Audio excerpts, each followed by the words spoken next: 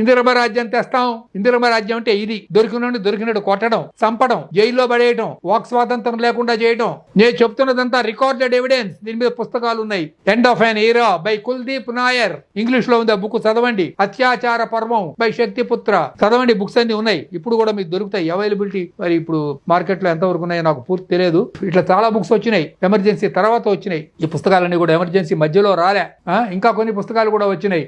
ప్రజా జన విజయం అని ఇంకో పుస్తకం వచ్చింది తర్వాత. ఇవన్నీ 1977 తర్వాత వచ్చినాయి. ఇట్లా దేశం మీద ఒక భయానకమైన వాతావరణాన్ని సృష్టించింది. అప్పుడు టీవీలు లేవు, కానీ రేడియో ఉండేది. రేడియో మీద సెన్సార్, న్యూస్ పేపర్ల మీద సెన్సార్. న్యూస్ పేపర్ లో ఏమిటి వస్తాయి వార్తలు తెలుసునా అండి? గొర్రెలు అమ్మకం, గొర్రెల అమ్మకం, ఇంకా ఏదో ఒంటెల అమ్మకం, ఒంటెలను అమ్ముకుంటున్నారు. ఇంకా ఏమిటంటే వాతావరణం ఇవాళ ఏదో 34 డిగ్రీల టెంపరేచరు. ఇంతే వార్తలు ఇట్లాంటివే. అంతకు మించి రాజకీయంగా ఎవడన్నా గనక ఏదన్నా రాస్తే ఆ పేపర్ ను మూసేస్తారు. ఆ పేపర్ న్యూస్ ప్రింట్ రాదు. ఇలా ఒక టెర్రరిజం అంటారు దాన్ని. Political terrorism created during that emergency.